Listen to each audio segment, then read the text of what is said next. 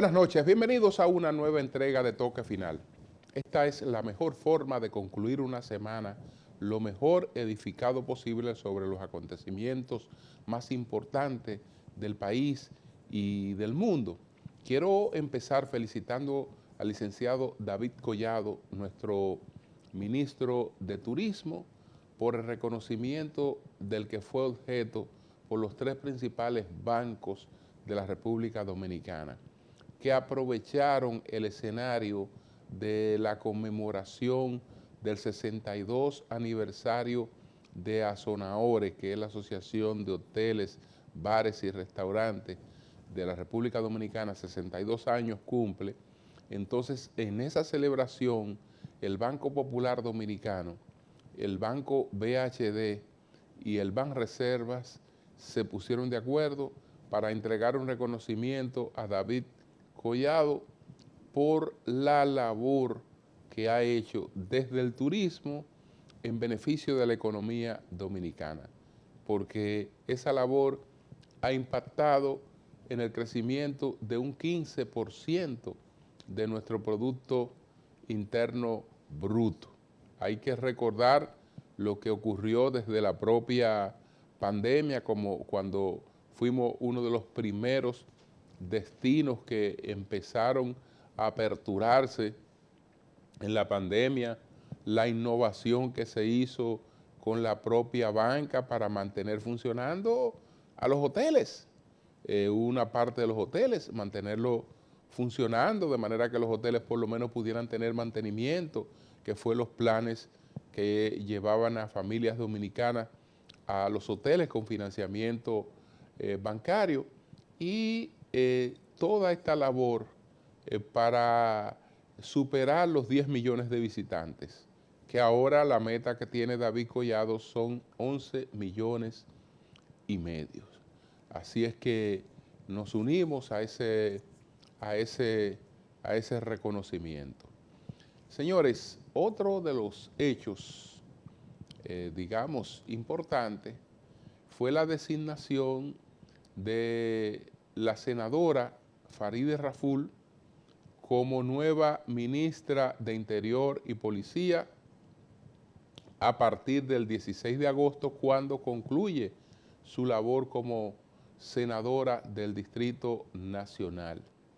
Farideh Raful es una persona cuya capacitación es sobrada para ocupar esa o cualquier otra posición.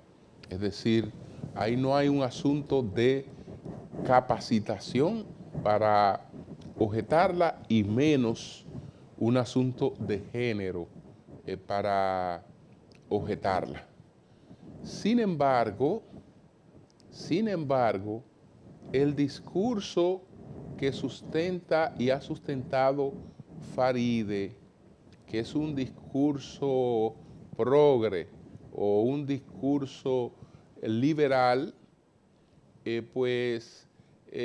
entra en contradicción con la naturaleza de las funciones que va a asumir como ministra de Interior y Policía, porque es el ministerio que está a cargo de las políticas públicas de seguridad, y las políticas públicas de seguridad ni en el Estado-nación dominicano, ni en ningún Estado-nación del mundo son políticas liberales.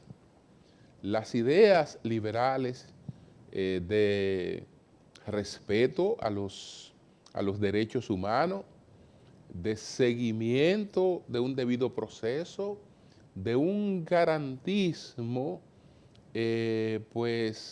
esmerado, tienen su escenario, y ese no es el escenario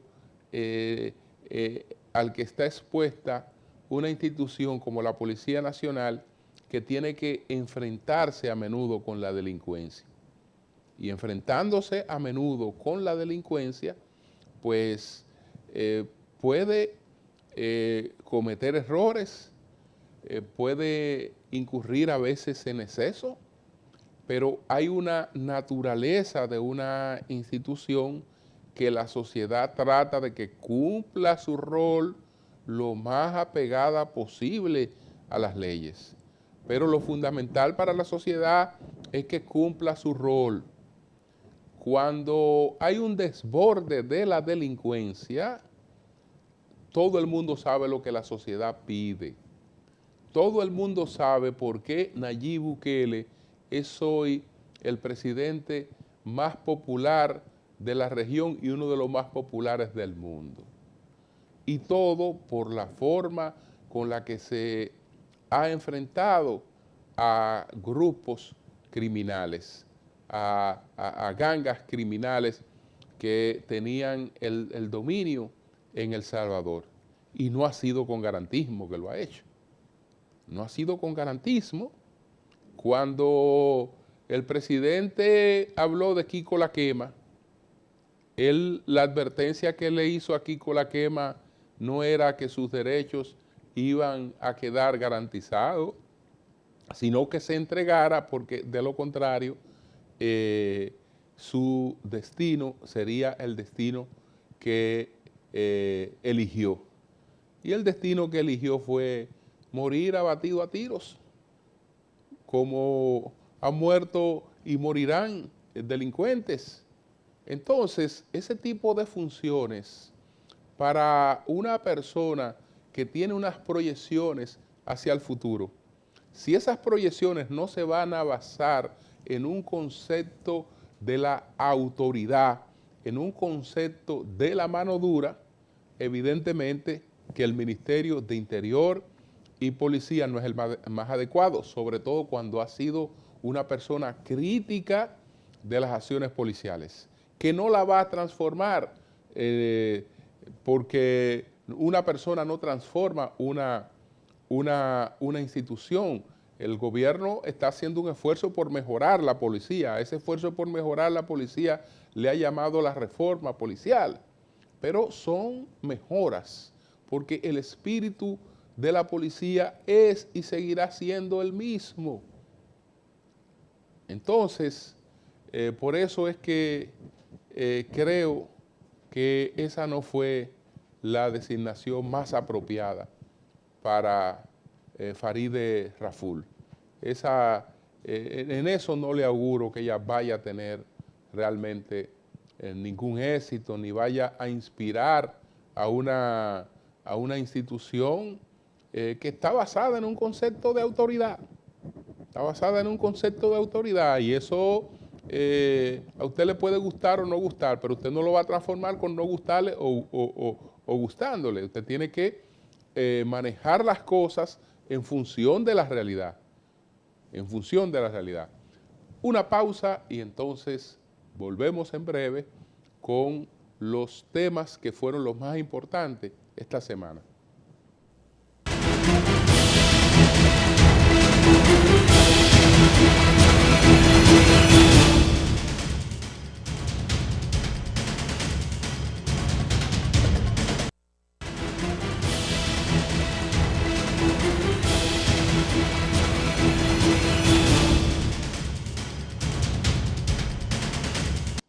Bueno, Francisco Domínguez Brito, miembro del Comité Político del Partido de la Liberación Dominicana y uno de sus posibles aspirantes presidenciales, dirigió un mensaje esta semana informando de su aspiración a la presidencia del Partido de la Liberación Dominicana. El presidente actual es Danilo Medina.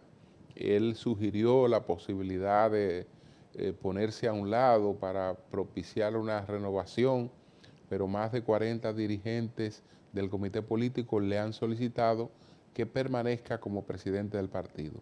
Entonces ahora también está la opción de Francisco Domínguez Brito.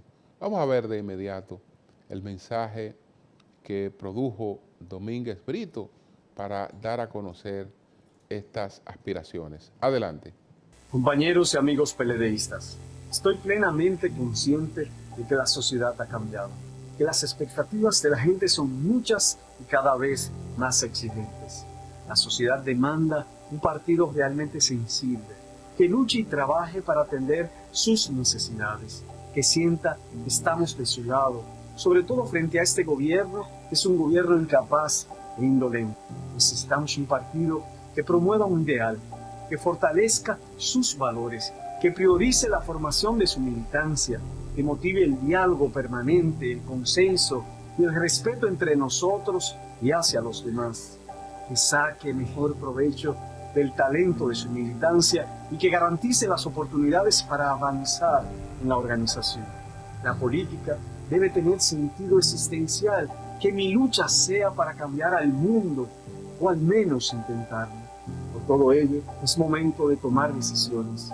Para esto me permito anunciarles que hoy asumo el sagrado compromiso de aspirar a la presidencia del Partido de la Liberación Dominicana. Lo hago convencido de que nuestro partido tiene la experiencia y el bagaje para asumir un papel protagónico en el escenario político nacional. Nuestro partido debe estar todas las semanas en una rueda de prensa, monitoreando las acciones del gobierno, defendiendo a la gente en programas de radio y televisión y también, ¿por qué no?, dejando posiciones y promoviendo sus valores. Hay que salir a visitar todas las comunidades del país, reunirse con las diferentes estructuras del partido, fortalecerlas, animarlas y en muchos casos reinventarlas. Un partido que se comprometa a trabajar de la mano con los principales sectores de la sociedad, buscando soluciones a los temas que más nos preocupan. Somos un partido orgulloso de sus logros, las visitas sorpresas, el 911, el 4% a la educación, la erradicación del analfabetismo, los nuevos sistemas de transporte como el metro y el teleférico, el incremento del turismo, el programa de seguridad vial, los centros tecnológicos comunitarios, la mejoría de la seguridad ciudadana, la nueva estructura administrativa del Estado, los programas sociales como Solidaridad y Senasa y un sinnúmero de logros más. Pero también estoy plenamente consciente de que debemos ser capaces, con la mayor humildad posible, de reconocer errores, estar dispuestos a impedir mejorar. Confío en que con el apoyo de los hombres y mujeres del Partido de la Liberación Dominicana podremos liderar este cambio al que aspiramos, que nuestra renovación sea valorada por el pueblo. Llegó el momento. Asumamos con valor, determinación, entrega, arrojo, decisión y coraje para levantarnos nuevamente y dirigir nuestro partido hacia una contundente victoria para gloria de la República. Bien, señores, pues éxito, ojalá que el PLD pueda realmente renovarse, el sistema de partido lo necesita. De inmediato, ¿cuáles fueron los 10 temas de mayor impacto esta semana, además de los temas que hemos mencionado y que de seguro estarán ahí también incluidos? Adelante.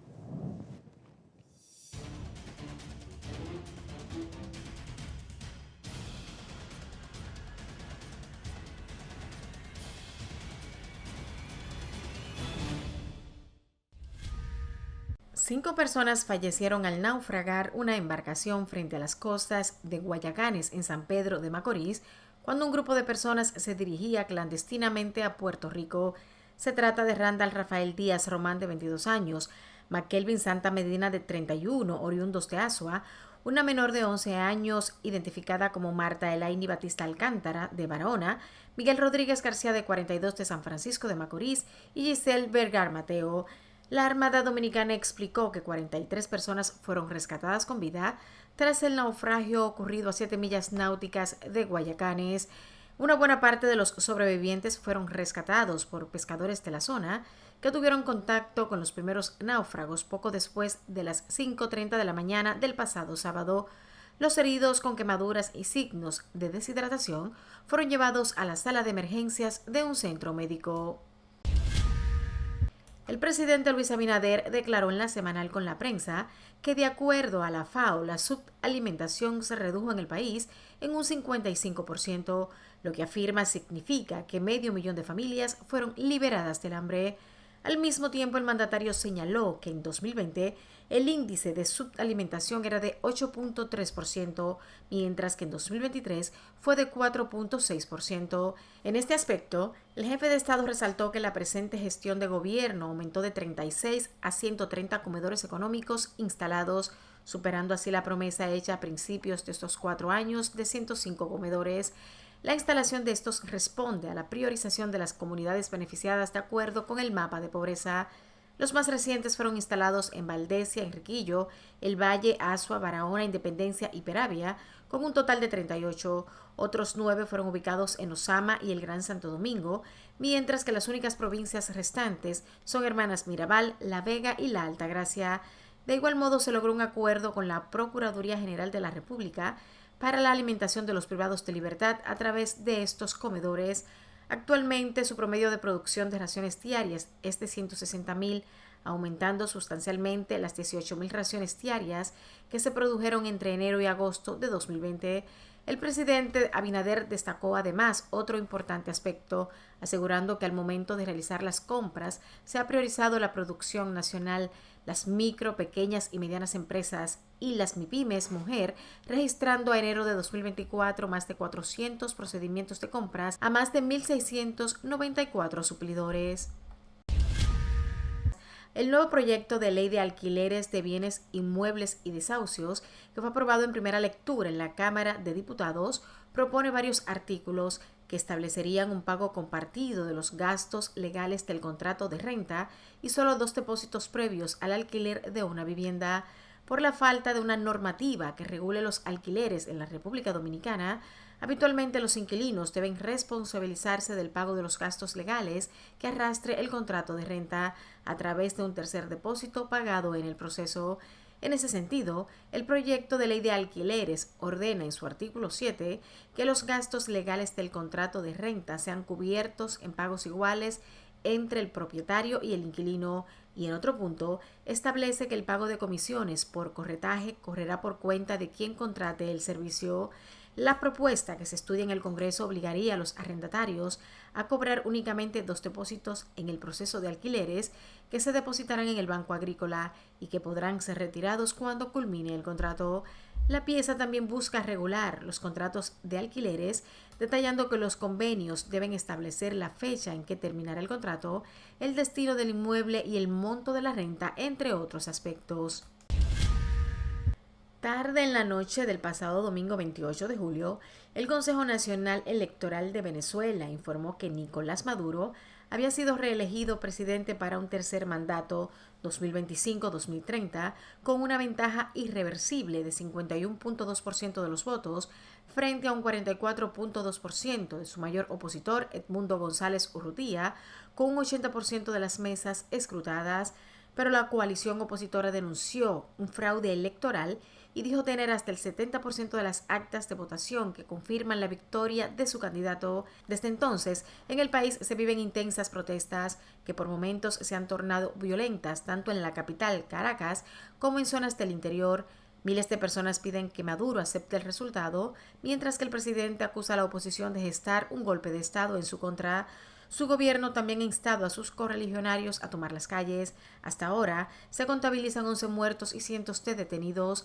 La oposición venezolana elaboró un mapa interactivo con los resultados electorales de las elecciones presidenciales que afirma fueron los que obtuvieron los 2 principales candidatos del proceso que se efectuó el pasado domingo y que, de acuerdo al organismo electoral, ganó el actual mandatario. De acuerdo a la publicación, Edmundo González Urrutia obtuvo la victoria en los comicios frente a Maduro.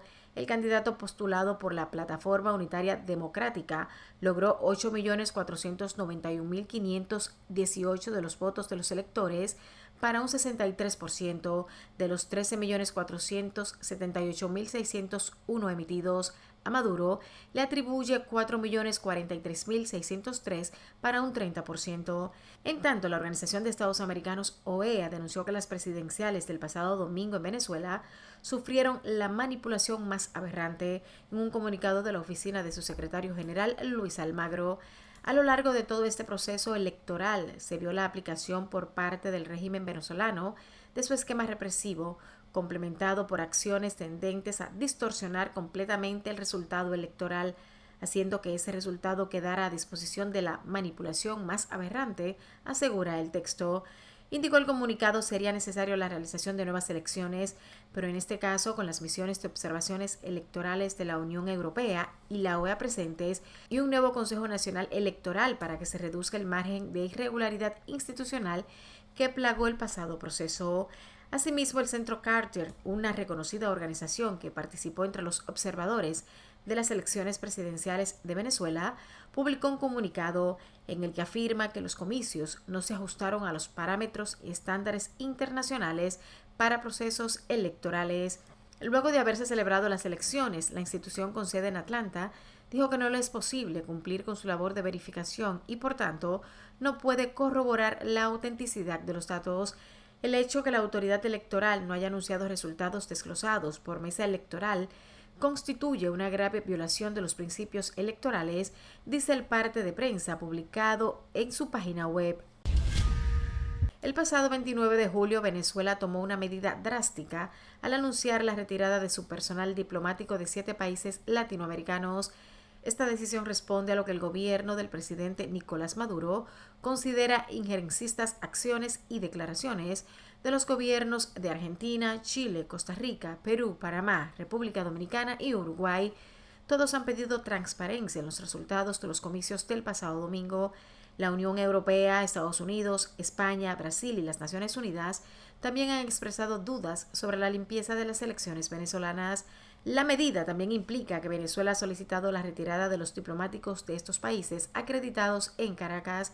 Los gobiernos de los países mencionados han manifestado públicamente su rechazo a los resultados de las elecciones, calificándolas de fraudulentas y no democráticas.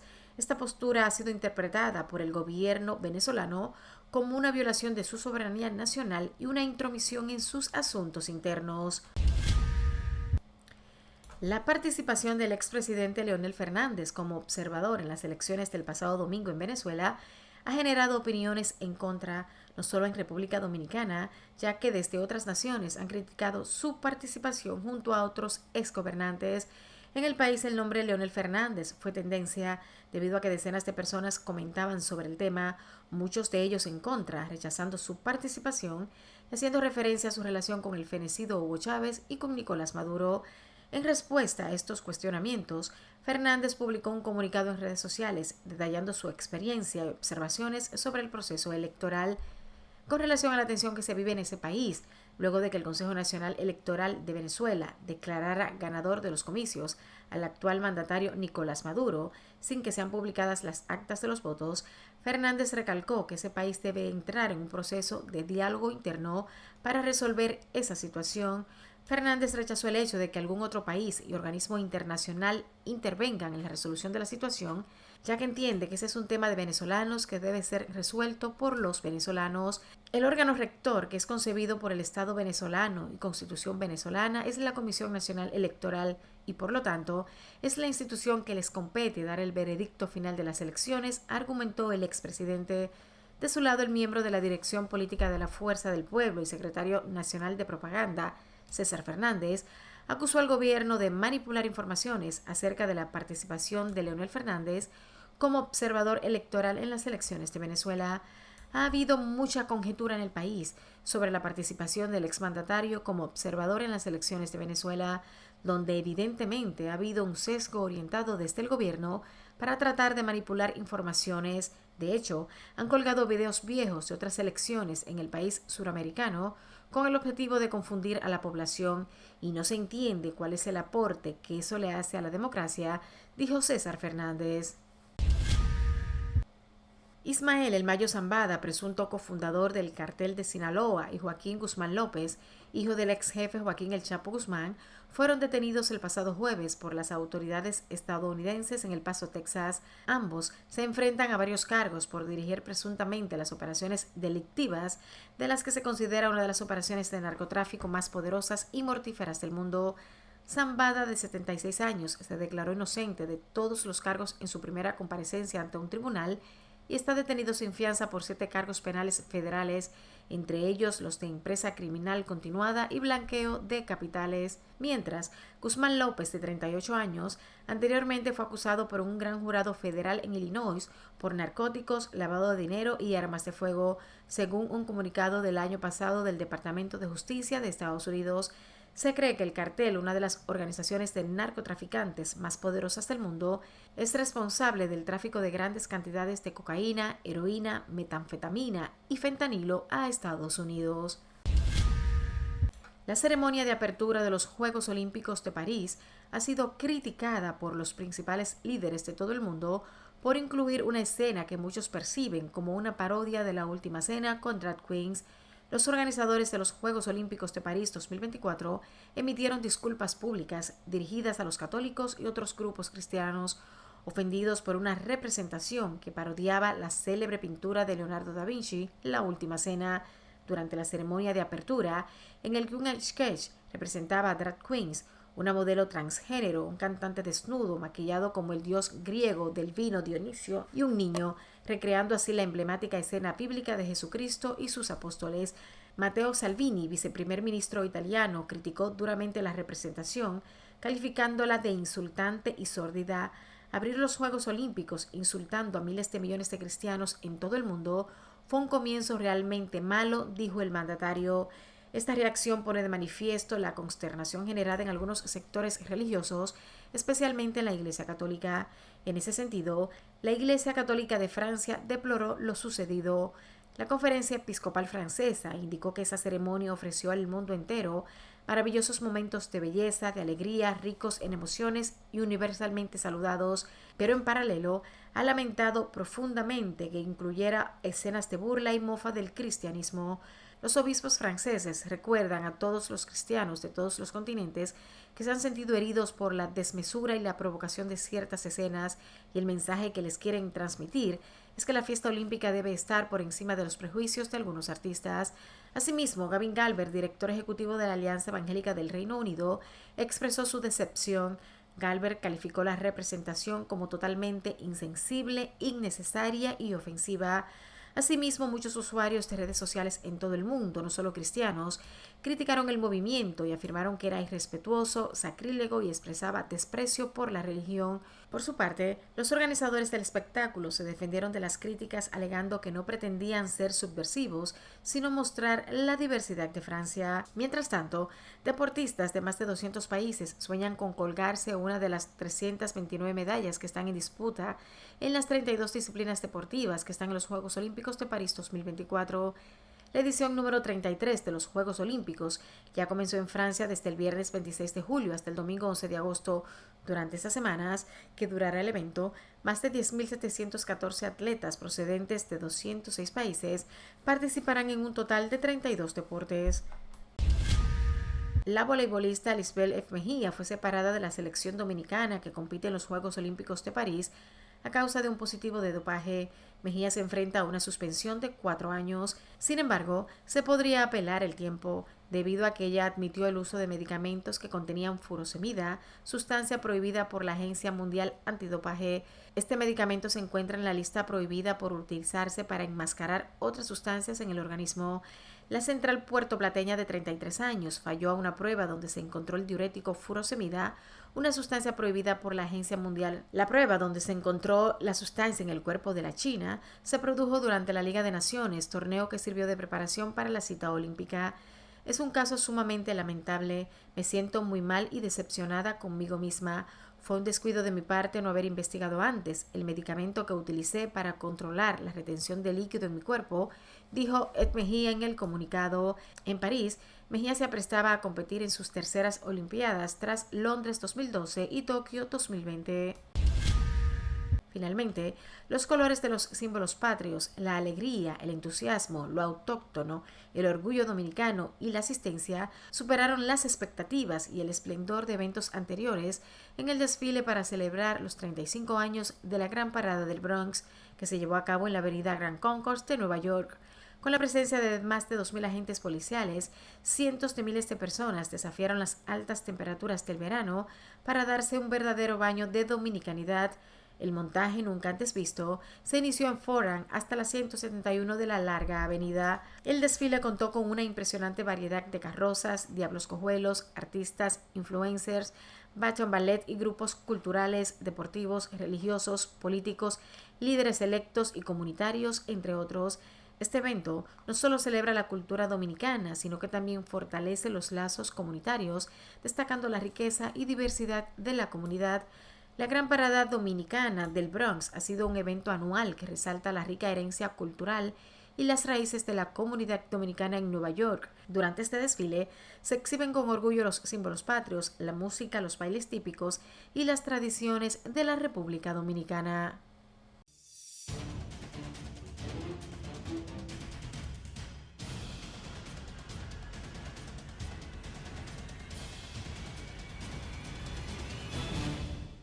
Una pausa, retornamos en breve.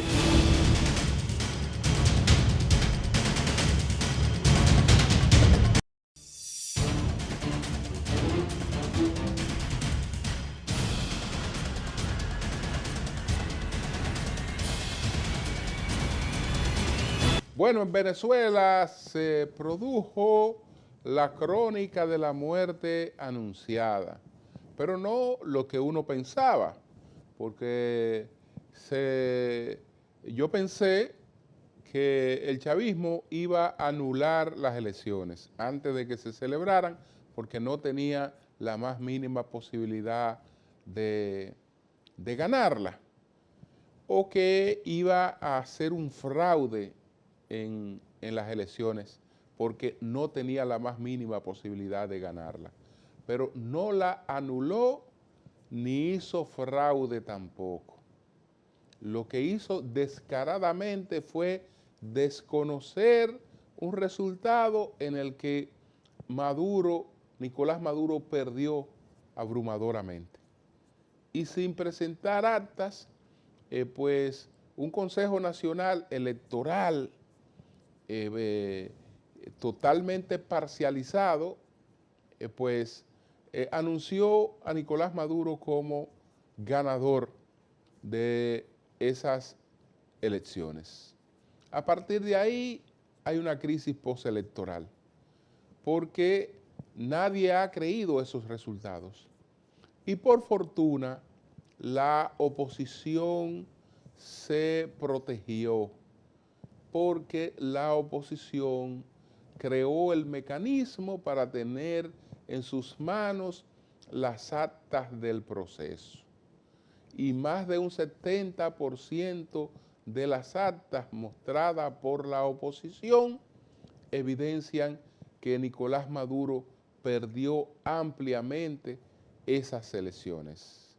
Sin embargo, el chavismo sigue contra viento y marea en el poder, desafiando de nuevo a una comunidad internacional que ha reclamado transparencia, una comunidad internacional que ha reclamado que se presenten las actas de este resultado.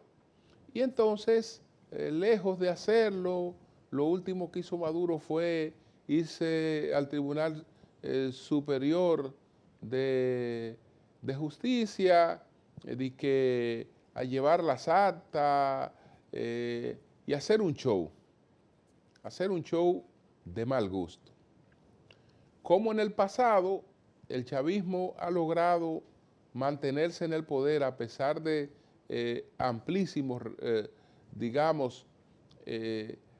rechazos internacionales, como ocurrió con la Asamblea Nacional y Guaidó en el 2018, y como ocurrió con la crisis postelectoral con Capriles, pues los venezolanos entienden, o los chavistas entienden, que esto pasa, que esto es un acontecimiento más, y que ellos están acostumbrados a esto, que ahora se robaran unas elecciones, es lo que han venido haciendo desde hace tiempo, muy por encima de la voluntad popular.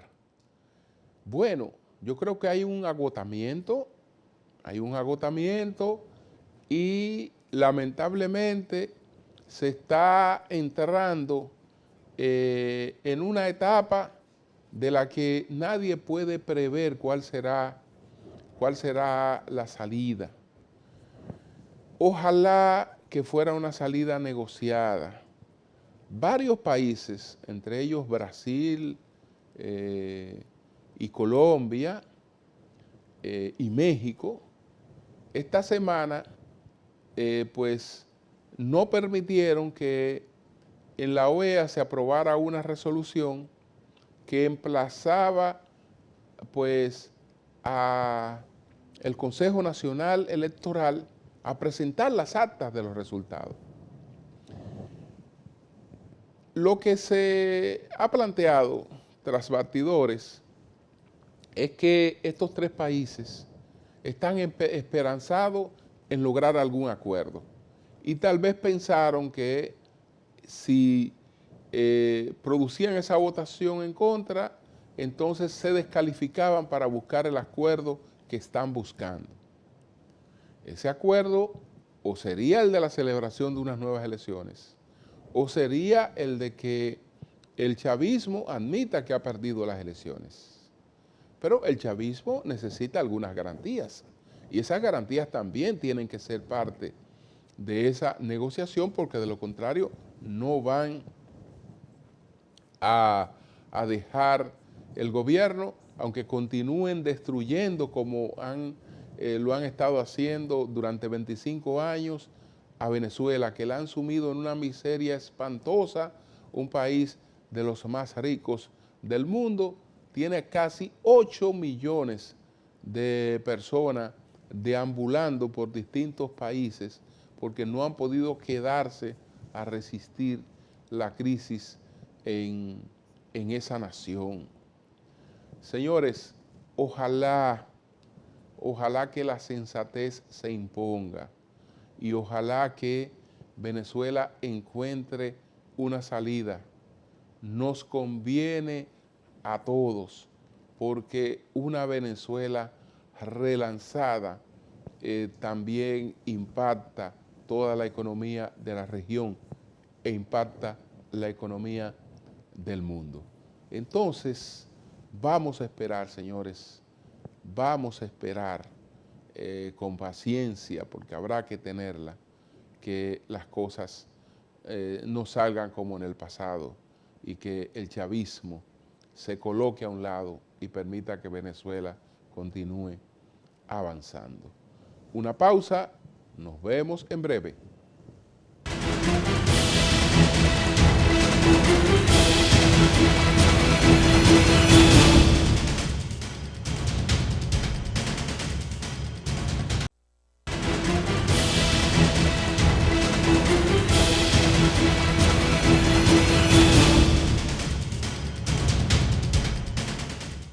Bueno, nosotros formulamos las 3 preguntas al doctor Humberto Salazar sobre esta crisis venezolana. El doctor Salazar es un analista político, ha sido militante también, pero él es un analista político con experiencia internacional, porque él ha sido diplomático, y entonces vamos a ver qué respuesta ofreció a nuestro equipo en las 3 preguntas. Adelante.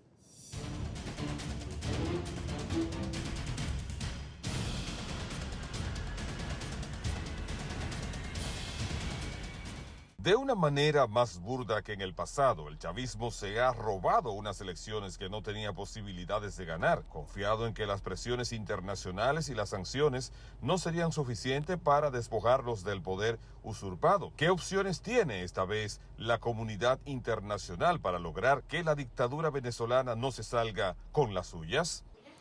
Bueno, primero, la comunidad internacional hay que definirla. ¿Qué es la comunidad internacional? Es la OEA, la Organización de las Naciones Unidas, totalmente inefectiva para tratar este tema. Es el conjunto de países occidentales que son capaces, a través de presiones y sanciones, que en este caso podrían ser más drásticas, provocar un vuelco de la situación política en Venezuela, o es el conjunto de naciones vecinas de Venezuela, sobre todo las naciones que en este momento están gobernadas por países llamados o partidos llamados progresistas, que se unirán también para pedir cuentas a la narcodictadura venezolana. Lo que ha ocurrido en Venezuela es lo más descarado que se ha hecho como fraude político en la historia electoral de Latinoamérica. A pesar de que hemos sufrido múltiples fraudes en la historia, nunca se había hecho frente a las cámaras de televisión de una forma tan burda y sin poder presentar ni una sola prueba del resultado electoral. Creo que la comunidad internacional tiene múltiples opciones que tendrán que ser implementadas a partir de ahora. Comencemos por Estados Unidos, que tendrá obligatoriamente que comenzar el gobierno de Biden ha sido muy blandito en su relación con la dictadura venezolana y por lo tanto en una época electoral tendrá que imponer sanciones fuertes para el régimen venezolano. En segundo lugar, las naciones de la OEA que están convocadas a aplicarle la Carta Interamericana, esa carta que aislaría totalmente a Venezuela del entorno que la rodea, que somos todos los países latinoamericanos, necesariamente tendrá que ser aplicada a Venezuela, porque en Venezuela no hubo una elección, hubo un golpe de Estado. Quien dio la cara por ese golpe de Estado es el jefe de las Fuerzas Armadas venezolanas, Padrino, y el sostén principal de la dupla de Maduro con el resto de los integrantes de la cúpula de gobierno de Venezuela, pues no hay dudas que tendrá que pagar por lo que es una burla a todo lo que son las naciones latinoamericanas y esta ola de democracia que estamos viviendo. ¿Cómo evalúa la postura del gobierno dominicano frente al fraude electoral que se ha perpetrado en Venezuela y qué respuesta debe adoptar frente a la decisión de expulsar a los diplomáticos dominicanos y de otros países? La actitud y las acciones del gobierno dominicano, a mi juicio, son totalmente correctas. No hay forma que la República Dominicana, que es un ejemplo en Latinoamérica de lo que es un país estable y que la democracia funciona, porque nuestro progreso económico viene dado principalmente por la estabilidad política y el proceso democrático que comenzó en 1966, no puede dar la espalda a lo que es un país tan caro para nosotros y tan cercano, con una relación histórica que tenemos con Venezuela. Es imposible. Y obligatoriamente el gobierno dominicano tomó la decisión correcta de apoyar a las fuerzas democráticas, de ponerse del lado de la inmensa mayoría del pueblo venezolano que quiere un cambio en su país, que ya la narcodictadura chavista cese en gobernar un país al que ha llevado a la quiebra, que Venezuela es hoy un país que ha provocado el mayor éxodo en la historia de la humanidad en integrantes de una sola nación. Son 9 millones de venezolanos que han tenido que huir de la dictadura de Venezuela. ¿Cuál es la actitud frente a lo que ocurrió con el pedido de que se fueran nuestros representantes diplomáticos en Caracas? El próximo paso de la República Dominicana es la ruptura total de relaciones diplomáticas con Venezuela. Esa es la respuesta clara que tenemos que tener, sobre todo si se ratifica y se mantiene lo que es un resultado fruto de un delito electoral con un fraude enorme para mantener a Nicolás Maduro. Hay que recordar que un presidente envía como embajador a otro presidente como su representante personal. Eso es lo que dice la carta que usted le entrega al presidente receptor. Es decir, yo estoy totalmente de acuerdo en que Luis Abinader no tenga esa deferencia con el dictador Maduro y la República Dominicana rompa definitivamente relaciones con Venezuela, porque la salida del cuerpo diplomático simplemente no significa la ruptura. La ruptura tiene que venir dada por un aviso directo de parte de la Cancillería Dominicana a la Cancillería venezolana de que República Dominicana ya no tiene ningún tipo de relación diplomática con Venezuela. ¿Está dando la oposición venezolana las muestras de unidad y fortaleza necesarias para enfrentar en un nuevo escenario? ¿No teme que se reedite lo ocurrido con Juan Guaidó? Yo tengo que resaltar aquí la presencia de una mujer de una enorme valía, que es la que está al frente de la lucha contra la dictadura de Venezuela. María Corina Machado es un ejemplo en toda América Latina y el mundo de una mujer que lucha por lo que cree y no teme arriesgar su vida por eso. María Corina Machado es la lideresa de Venezuela en este momento, es a quien sigue la mayoría de los venezolanos y es el símbolo de lo que es la lucha por la libertad que tiene Venezuela. No creo que haya peligro ninguno de que se produzca lo mismo que se produjo con Juan Guaidó, porque en este caso la oposición venezolana tiene las pruebas documentales que ganaron las elecciones. Es decir, no estamos hablando de un hecho que no está probado. Tuvieron la virtud de tener todas las actas que acreditan la ganancia electoral, cosa que no puede presentarlo la dictadura narcochavista, es decir, la voluntad de triunfo de la oposición coaligada venezolana ha construido un escenario totalmente diferente. Frente a las pruebas no habrá más remedio que hacer caso a los patriotas venezolanos que luchan por su libertad, y estas pruebas también servirán en todos los organismos internacionales para ayudar al aislamiento y posterior caída de la dictadura. Creo que antes que lo que ocurrió con Juan Guaidó, que era simplemente un ejercicio más de oposición, en este caso las elecciones del pasado domingo son el inicio de la caída definitiva del chavismo en Venezuela, que nunca debió existir.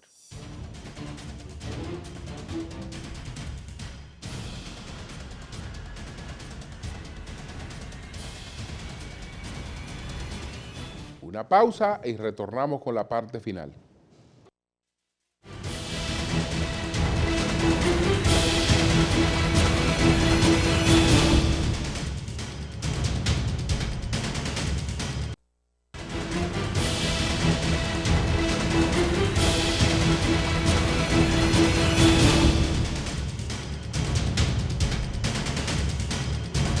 Bueno, señores, el decreto que aún no tenemos, entre otros decretos que faltan, es el de la designación de un nuevo procurador o una nueva procuradora general de la República.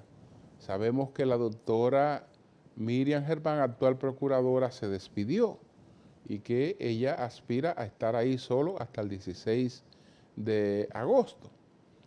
Si es que a esa fecha ya se ha designado una nueva procuradora. De todas maneras, si no es así, tendrá que aguardar a esa designación, que no deberá dilatarse mucho. Hay una situación conflictiva a propósito de la Procuraduría con la Escuela del Ministerio Público o con el Instituto del Ministerio Público, porque parece que antes de irse, doña Miriam ha querido dejar colocada una persona en la rectoría de ese instituto del Ministerio Público. Se convocó una licitación que debió respetarse. Participaron 35 personas, 5 fueron preseleccionadas. Se supone que entre esas 5 preseleccionadas se iba a hacer la elección, pero después hubo alguna variación y se está tratando de imponer a una persona que es muy cercana a la procuradora saliente. Entonces, no reúne todos los requisitos, sí vi lo de la capacitación, pero no todos otros requisitos que no los llena, y por eso está causando malestar y está causando protesta. Por otra parte, hubo un acontecimiento que no sabemos qué trascendencia tendrá en el futuro. El asesinato en Irán del líder de Hamas. El líder de Hamas, Ismail Haniyeh, fue asesinado en Teherán, donde él se encontraba después de haber participado en la juramentación del nuevo presidente de Irán y de haber sostenido una reunión bilateral con el nuevo presidente de Irán. Resultó asesinado en Irán el líder de Hamas. Esto pues va a crear situaciones que uno no sabe hasta dónde lleguen, porque Irán, al ocurrir esto en su territorio, lo ve como una agresión y jamás, desde luego, tratará de responder. El objetivo de Israel es descabezar totalmente a Hamas, y con la muerte de Haniyeh le ha dado un golpe muy duro, porque Haniyeh era un punto de cohesión, era el líder de Hamas. Los otros líderes son militares y posiblemente también ya se haya asesinado uno de esos dos grandes líderes que pudieran ser los sucesores de Haniyeh. Pero independientemente de cuáles sean los sucesores de Haniyeh, ¿cuál será la respuesta de Hamas? ¿Cuál será la respuesta de Irán? Ojalá que en ningún caso sean vidas de personas ajenas a esos conflictos las que pues corran con la peor de la suerte. Buenas noches a todos.